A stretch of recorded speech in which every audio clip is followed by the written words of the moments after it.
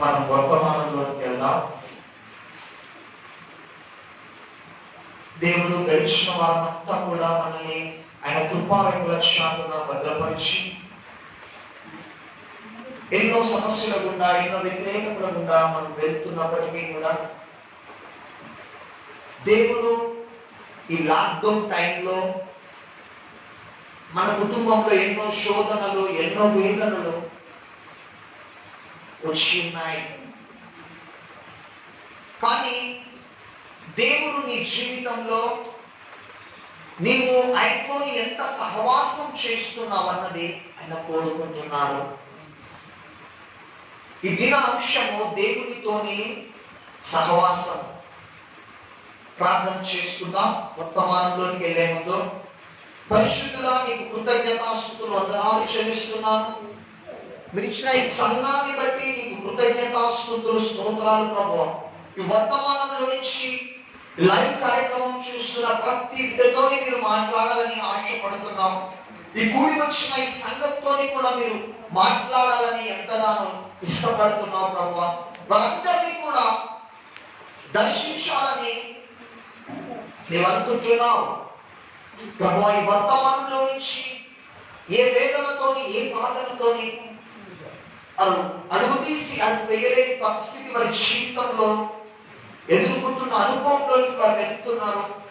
ప్రతి ఒక్కరితో నీ వర్తమానంలో నుంచి బిడ్డలతో మీరే తోడుగా ఉండి మనతో మాట్లాడి వారిని ఆదరించి వారిని బలపరిచి మీ నామానికి సాక్షిగా నిలబెట్టమని యేసు నామములో అడుగుచున్నాం తండ్రి. హల్లెలూయా. దేవునితోని సహవాసం. దేవుడు మానవుణ్ణి సృష్టించడానికి గల కారణము ఆయనతోని గడపడానికి. హల్లెలూయా.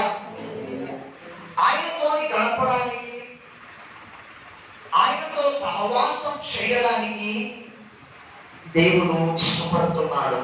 చప్పట్లు కొట్టి దేవుని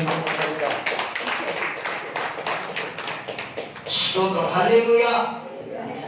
దేవుడు ఇష్టపడుతున్నాడు. కాబట్టి దేవుడు మొదటిగా ఆదాము హవ్వను సృష్టించినాడు. సృష్టించి ఆదాముకు హవ్వకు ఏ లోటు లేకుండా ప్రతిదీ సమకూర్చడం జరిగింది. ఆనందంగా ఉండడానికి, సంతోషంగా ఉండడానికి పండ్లు, కాయగూరలు దేవుడు ఎన్నో ఇచ్చినాడు.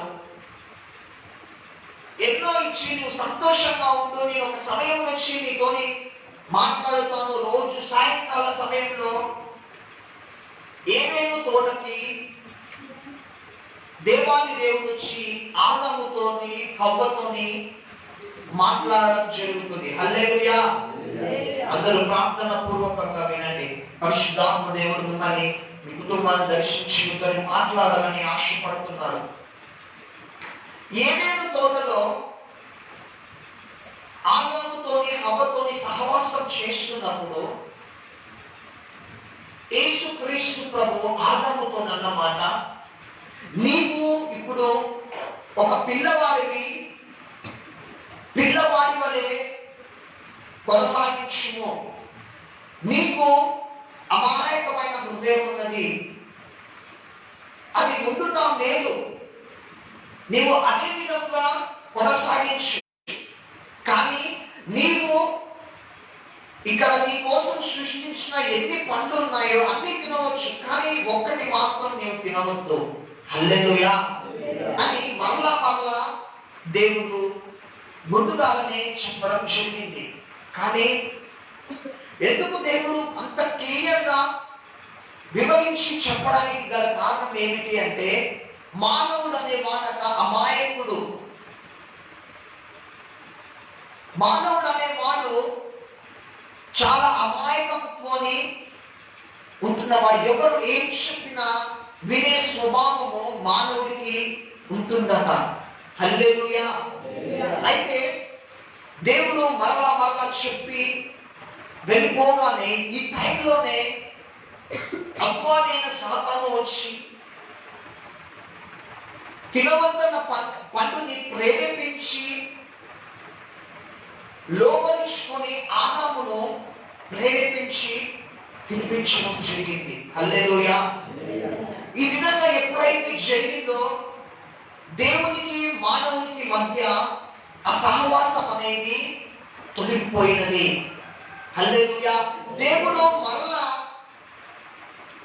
ఆదాముతోని హవ్వతోని గడపడానికి అదే సాయంకాల సమయంలో ఏదైతే వచ్చినప్పుడు ఆదాము హవ్వ వారి యొక్క శరీరాలని దాచుకుంటున్నారు. హల్లెలూయా. ఈ విషయము దేవుడు గ్రహించి అడుగుతున్నాడు, ఎందుకు దాచుకుంటున్నావు? అప్పుడే దేవునికి అర్థమైపోయింది, వీళ్ళు పాపం చేస్తున్నారు, తినవద్దన్న పండుగ తిన్నారు.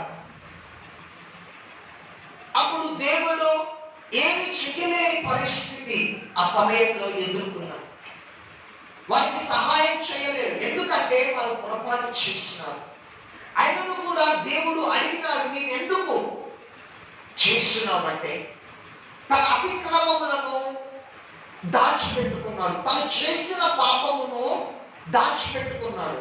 అందుకే సామెతల గ్రంథంలో సెలవిస్తుంది, అతిక్రమములను దాచిపెట్టుకునే వాడు వృద్ధిగడు, దాన్ని ఒప్పుకొని విడిచిపెట్టువాడు కృపా కనికరమును పొందుకుంటారు. హల్లెలూయా. దేవుడు మరలా రెండో అవకాశం ఇచ్చినప్పుడు అతిక్రమములను దాచిపెట్టుకున్నాడు. దానిని బట్టి దేవుని యొక్క ఉగ్రత ఆదాము హవ్వ మీదకి రావడం జరిగింది. అప్పుడు దేవుడు చాలా దుఃఖపడ్డాడు, ఎంతో వేదన బాధ అనుభవించినాడు. వారు చేసిన పొరపాటుకి దేవుడు ఎంతగానో దుఃఖించినాడు, వేదన పడినాడు. అయినను కూడా దేవుని యొక్క కృపను చొప్పున మానవుని జాతి అంతా కూడా పెరుగుతూ వస్తూ ఉన్నది. ఆ క్రమంలో మానవుడు పెరుగుతున్నా కొలది పాపము కూడా పరిపక్వమైపోతుంది, పాపము కూడా పెరిగిపోతున్నది. అయితే ఇక దేవుడు మానవుడితో సహవాసము చేయాలన్న టైంకి మానవుడిలో పాపం కనపడుతున్నది. హల్లెలూయా. మానవుడిలో పాపము కనపడుతున్నది, మానవుడిలో శాపము కనపడుతుంది. దేవుడు సహవాసం చేయాలనుకున్నప్పుడు ఒక అడ్డుగోడగా ఇది నిలిచి ఉండడమును బట్టి దేవుడు సహవాసం చేయలేకపోయినాడు. వెతుకుతున్నాడు, భూప్రపంచం అంతా కూడా వెతుకుతున్నాడు, ఎవరున్నారని. చూద్దాం, ఆదికాండము 5వ అధ్యాయం. అందరూ కూడా ప్రార్థన పూర్వకంగా వినండి. ఆదికాండము 5వ అధ్యాయము 22వ వచనం. ఆదికాండం 5వ అధ్యాయం 22వ వచనం. హానోకు మోతిశేలను కన్న తర్వాత 300 ఏళ్ళు దేవునితో నడుచుచు కుమారులను కుమార్తెలను కనెను. 23వ వచనం. హానోకు దినములన్నీ 365 ఏళ్ళు. 24వ వచనం. హానోకు దేవునితో నడిచిన తరువాత దేవుడు అతన్ని తీసుకొని పోయిన కనుక అతడు లేకపోయాను. హల్లెలూయా. ఈ హానోకు దేవుని దృష్టికి యథార్థంగా కనపడ్డాడు. అతనిలో పాపము లేకపోవడం బట్టి దేవుడు అతన్ని చూసినాడు. దేవుడు హానోకుతో సహవాసం చేయాలని ఇష్టపడ్డాడు. అయితే దేవుడు ఎప్పుడు కూడా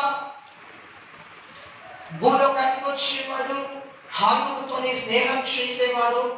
ఈ హానోకు కూడా ఎప్పుడు కూడా దేవుడు అంటూ దేవుడి ధ్యానంలో ఉండేవాడు, దేవుడి ఆలోచనలలో నడిచేవాడు, దేవుడు తలంపులలో నడిచేవాడు. ప్రతిదీ కూడా దేవుని అడిగి పర్మిషన్ తీసుకొని ఆయన ముందుకు సాగేవాడు.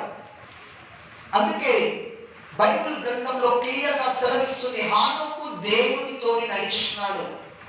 దేవునితో నడవడం అంటే దేవుని అడుగుచాలలో, నీతి మార్గంలో, పాపాన్ని విడిచిపెట్టి దేవునికి నచ్చిన మార్గంలో దేవుడితోనే మాట్లాడుతూ ఆయనతో సహవాసం చేస్తూ ఏది మంచిది, ఏది చెడు, ఏది చెయ్యాలి, ఏది చెయ్యకూడదు అని ప్రతిదీ కూడా దేవునితోనే మాట్లాడుతూ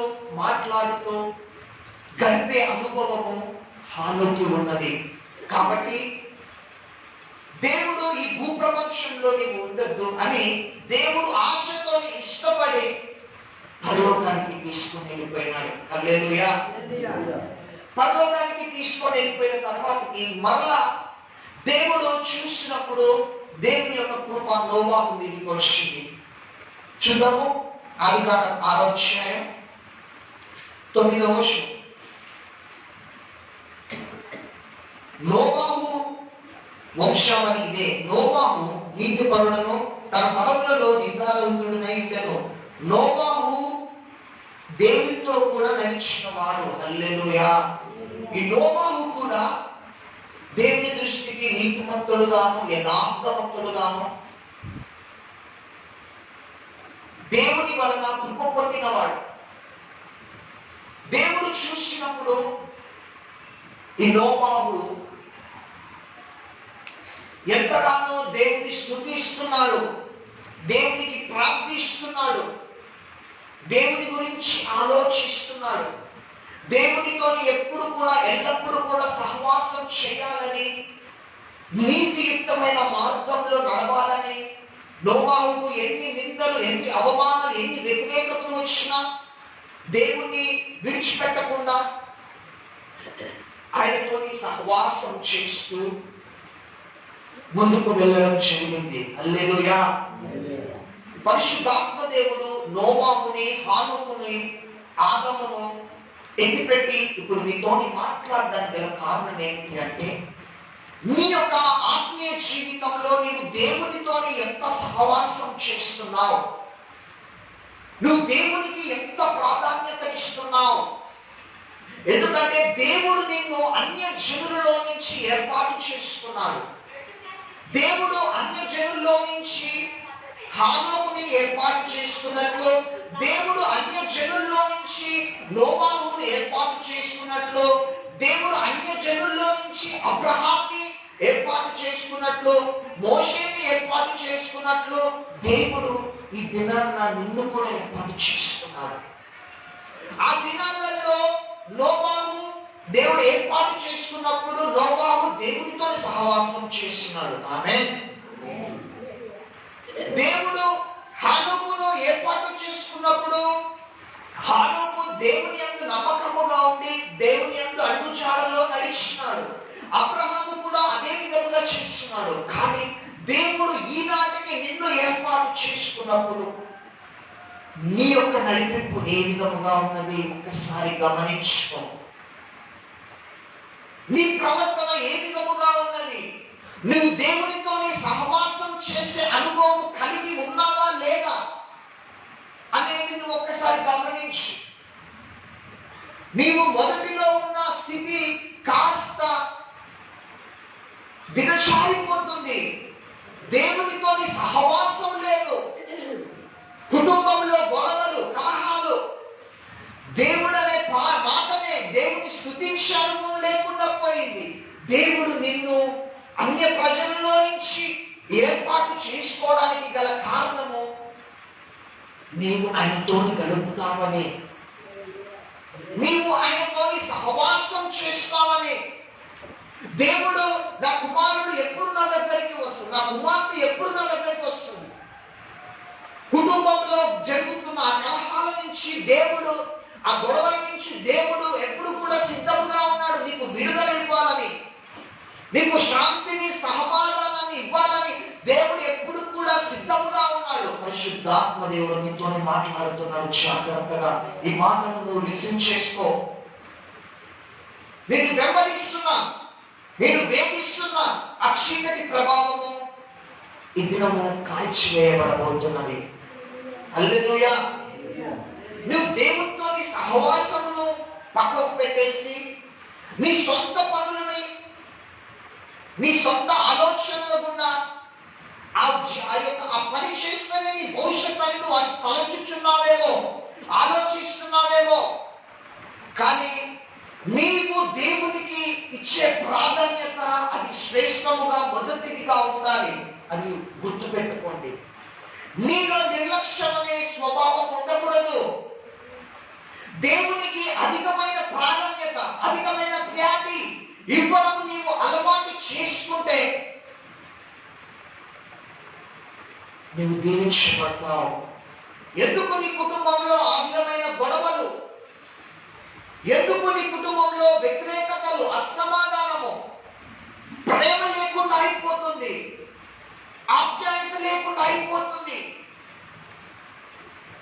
వ్యతిరేకతలు, అసమాధానము ఉదయం లేస్తే ఎందుకు ఇలాంటి దురాత్మలు నీ కుటుంబంలో పట్టి పీడించడానికి గల కారణం నీవు దేవునితో సహవాసం వదిలిపెట్టి అపవాదైన సంబంధి అయిన దురాత్మలతో నువ్వు సహవాసం చేస్తున్నావు. అందుకే ఆ అపవాది నీ కుటుంబంలో చిచ్చు పెడుతున్నాడు, గొడవలు పెడుతున్నాడు, శోధనలతో నింపుతున్నాడు. రక్త సంబంధికుల మధ్య ప్రేమ లేకుండా అయిపోతుంది, బంధువుల మధ్య ప్రేమ లేకుండా అయిపోతుంది.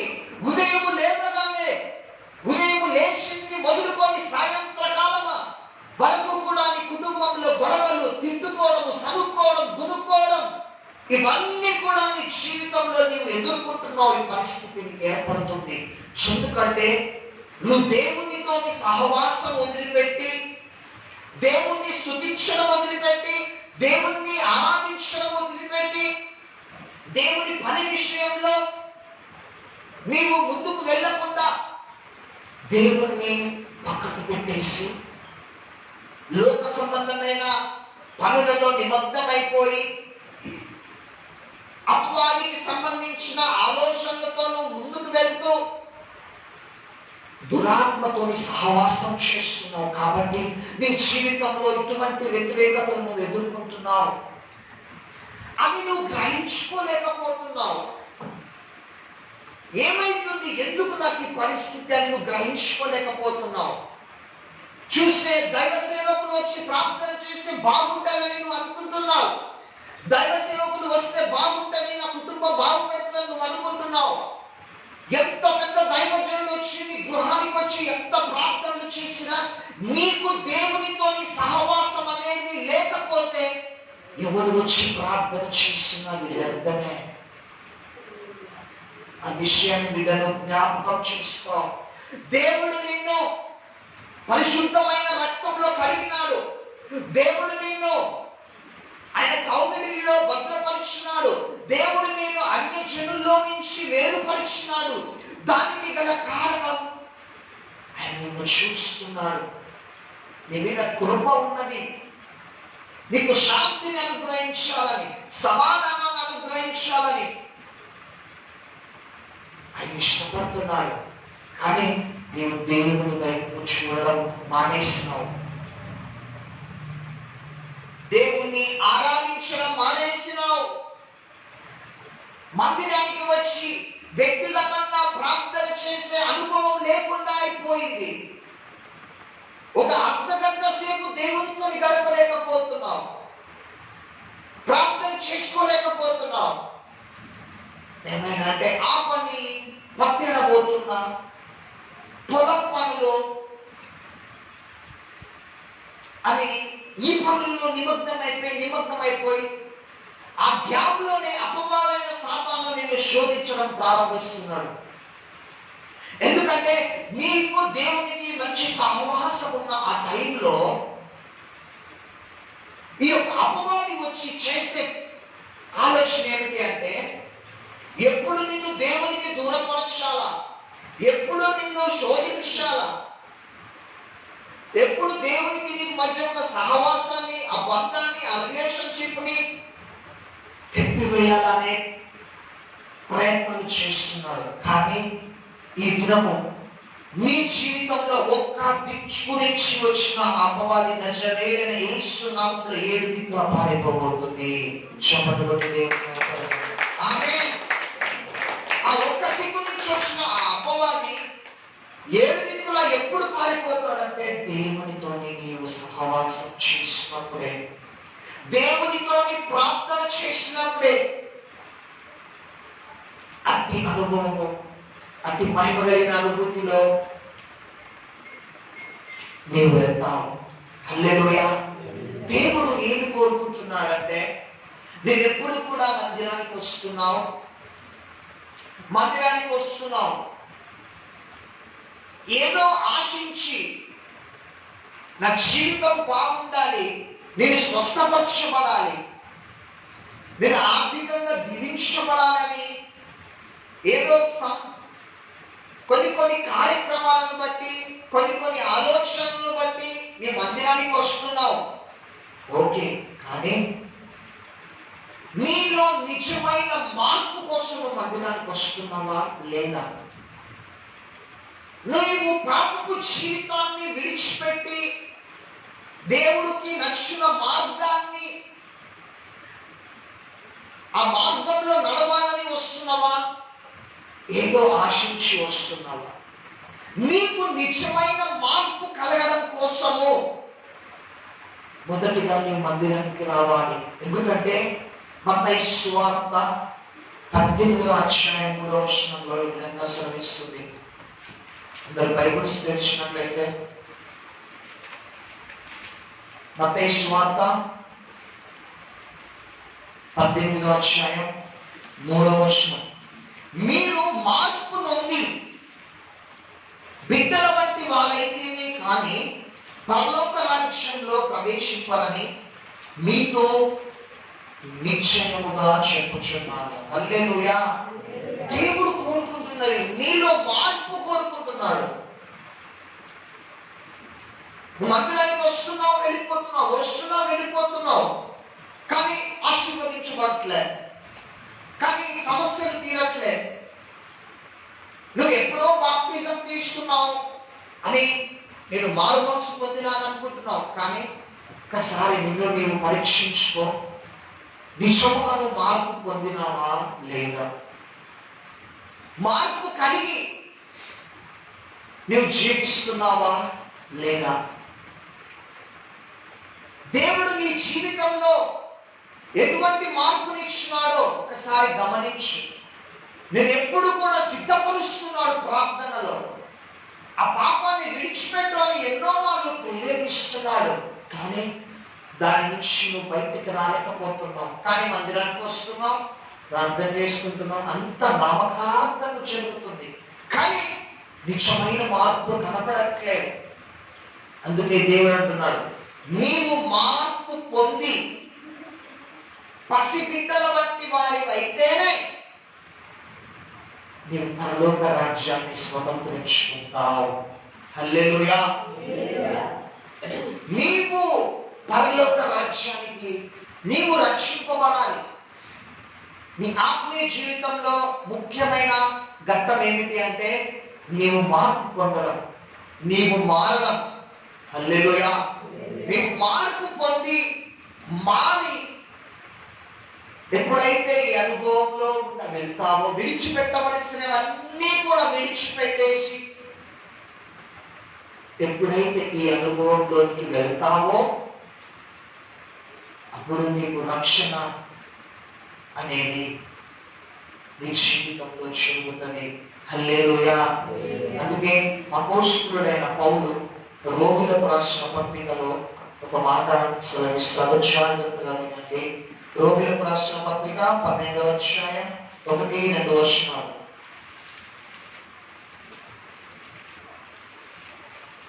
కాబట్టి సహోదరులారా, పరిశుద్ధమును దేవునికి అనుకూలమైన సజీవ యాగముగా మీ శరీరములను ఆయనకి సమర్పించుకోవడని దేవుని వాక్తుల్యతను బట్టి మిమ్మల్ని బతిమాలుకొనుచున్నాను.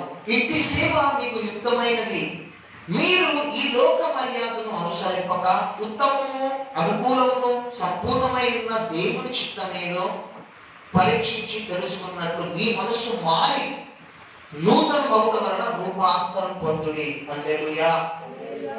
నీ జీవితము దేహాత్మ శరీరములని సమర్పించుకొని లోక సంబంధమైన వ్యవహారాలలో నీవు నిమగ్నమైపోయి నీ టైంను అంతా కూడా వేస్ట్ చేస్తున్నావు. పనికిరాని విషయాలలో ఇన్వాల్వ్ అయిపోతున్నావు. పనికిరాని గురించి, నీకు అవసరం లేని దాని గురించి నువ్వు డిస్కషన్ చేస్తూ వాదోపవాదాలు పెట్టుకుంటున్నావు. ఆచారాల వైపు వెళ్తున్నావు. అందుకే లోక సంబంధమైన లోక సంబంధమైన వ్యవహారాలలో నీవు ఉండకూడదు. ఒకవేళ అట్టి అనుభవం నీవు కలిగి ఉంటే నువ్వు నిజమైన మార్పు పొందుకోలే. లోక సంబంధమైన ఆచారాలు, సంప్రదాయాలు, కట్టుబాట్లు ఇవన్నీ ఎప్పుడు బయటపడుతుందంటే ఇప్పుడు అన్యులు జరుగుతున్న పండుగలు వస్తున్నప్పుడే బయటపడుతుంది నిజమైన ఆత్మీయత అంటే ఏంటో. ఆ టైంలో నీ ప్రవర్తన ఏ విధంగా ఉన్నదో గమనించుకో. నీకు నిజంగా మార్పు వచ్చిందా రాలేదా? నీవు పరిశుద్ధులతో సహవాసం చేయాలనుకుంటున్నావా లేదా? నువ్వు మనసు మారి రూపాంతరం చెందాలి. పాత జీవితాన్ని అంతా కూడా పురుషులు పెట్టేయాలి. అలాంటి స్వభావాలు నీలోకి రాకూడదు. అటువంటి మనస్తత్వం నీలో ఉండకూడదు.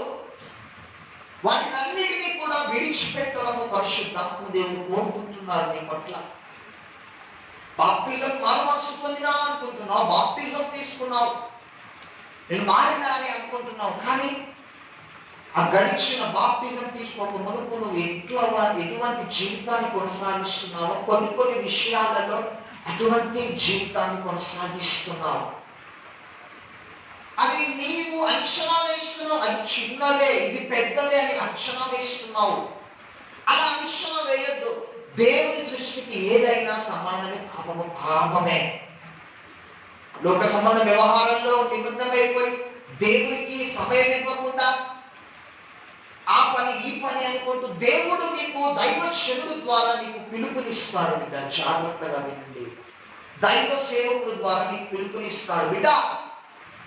ఆ దినంలో ప్రార్థన ఉన్నది, ఆ రోజు కూడిక ఉన్నది, ఖచ్చితంగా రావాలి. కాదు అని ఆ పని నిమిత్తం ఈ పని నిమిత్తం వెళ్ళిన అయ్యగారు అమ్మగారు అని సాకులు చెప్పొద్దు. ఒక దైవజనుడు ఒక సమయం నీకు ఇస్తున్నాడు, ఒక దైవజనుడు ఒక పిలుపుని ఇస్తున్నాడు అంటే అతనిలో నుంచి పరిశుద్ధాత్మ దేవుడు నీతోని మాట్లాడుతున్నాడు. రా బిడ్డ, నా దగ్గరికి రా, నువ్వు దీవించబడతావు. నువ్వు ఆ పని నిమిత్తం వెళ్తే 200 వస్తాయి, కానీ దేవుని కాలని వెళ్ళిపోతే ఎంత దూరం అని వెళ్ళిపోతావు. ఎందుకంటే దేవుడు నిన్ను ప్రేమిస్తున్నాడు.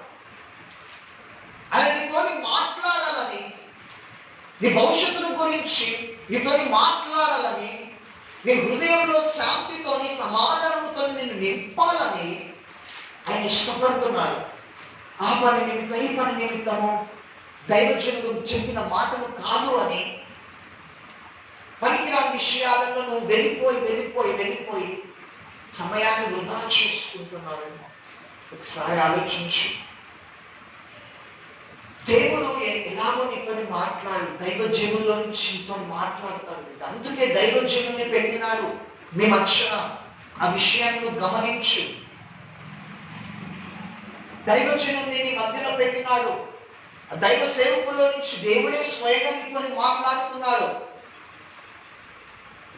ప్రతి మాట నీ హృదయానికి పుచ్చుకుంటున్నాయి. ప్రతి మాట నీతోనే దేవుడు మాట్లాడుతున్నాడు నీకు అనిపిస్తుంది నీ హృదయంలో. అటువంటి మాటలు దేవుని మాటలు అవన్నీ. నువ్వు సింపుల్ గా తీసేసుకోవద్దు మాటలు, టేక్ ఇట్ ఈజీగా తీసేసుకోవద్దు. ఇప్పుడు విని బయటికి వెళ్ళగానే పడేసుకోవద్దు. ఆ పరిశుద్ధ ఆత్మదేవుడు నీతోని మాట్లాడుతున్నాడు. ఎందుకు అంటే నిన్ను ఇంకా అంచెలంచెలుగా ఆశీర్వదించాలని, ఒక ఉన్నతమైన స్థానాన్ని నీకు ఇవ్వాలని ఆయన ఇష్టపడుతున్నాడు. ఎందుకంటే నీవు యేసు ప్రభువుని నమ్మినావు, సొంత రక్షకునిగా అంగీకరించినావు. అంగీకరించి నువ్వు నీ పనుల నిమిత్తం నీవు వెళ్ళిపోయి దేవునికి ప్రాధాన్యత ఇవ్వకుండా, సమయాన్ని ఇవ్వకుండా నువ్వు వెళ్ళిపోతున్నావంటే అందుకే శ్రమలు, శోధన, ఇబ్బందులు, వ్యతిరేకతలు కుటుంబంలో నువ్వు ఎదుర్కొంటున్నావు.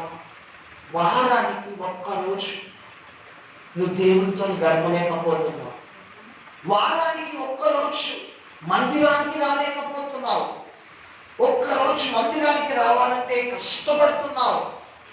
ఏ పోదాం, చిన్నగా పోదాం, లేటుగా పోదాం, ఇంకా టైం ఉంది కదా, పోదాంలే చిన్నగా అని అనుకుంటున్నావా? నువ్వు డైలీ ఒక్క గంట దేవునితో గడపలేకపోతున్నావు. ఒక గంట సేపు వాక్యం చదవలేకపోతున్నావు.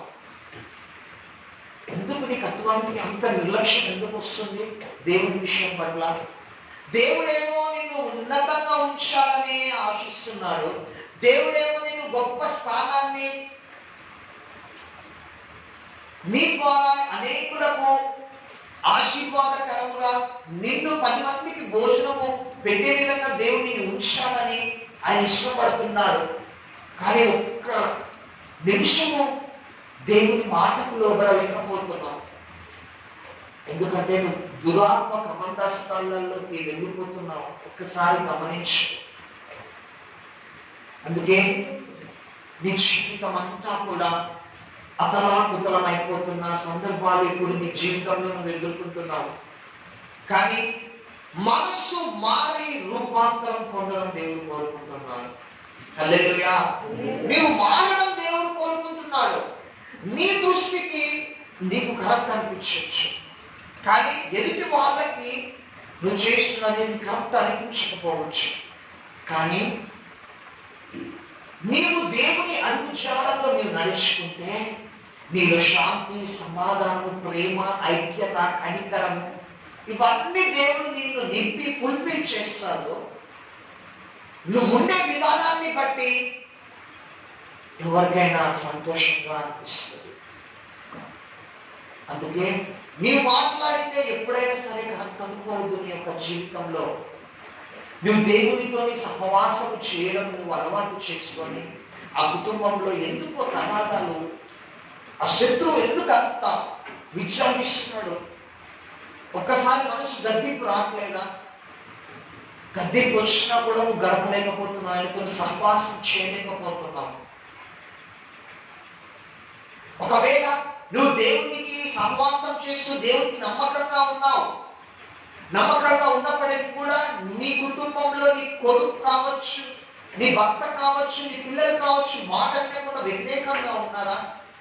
ప్రార్థన యందు పట్టుదల కలిగి ఉందో హల్లెలూయా, దేవుడు సమాధానం నీకు ఇస్తాడు. చెప్పటువంటి దేవుని మహిమపరంగా హల్లెలూయా. అందుకే నీ జీవితం అంతా కూడా దేవుని చేతిలో ఉన్నది. నీవు దేవుని కాదు అని నీ సొంత ప్రయత్నాలు గుండా, సొంత పనుల గుండా నువ్వు వెళ్ళిపోవద్దు. దేవుడు నన్ను ఇంత దూరం నడిపిస్తున్నాడంటే ఆయన నిన్ను ప్రేమిస్తున్నాడు. నీవు ఆశీర్వదించబడాలని, గొప్పగా ఉన్నతమైన స్థానంలో ఉండాలని ఆయన ఇష్టపడుతున్నాడు. ఇన్ని దినములు ఏ ఆలోచనలతోనే నువ్వు సమయాన్ని వృధా చేస్తున్నావో కానీ ఈ దినం నుంచి దేవునితో గడుపు, శత్రువు ఓడిపోతాడు నీ జీవితంలో. ఆ ఒక్క దిక్కు నుంచి వచ్చిన అపవాది చెప్పండి ఎన్ని దిక్కులు పారిపోతాడు? 7 దిక్కులు పారిపోతాడు. నువ్వు విజయాన్ని పొందుకుంటావు. అందరికీ కళ్ళు మూసుకొని ప్రార్థనలో నాతో పాటు ఏకీభవించాడు.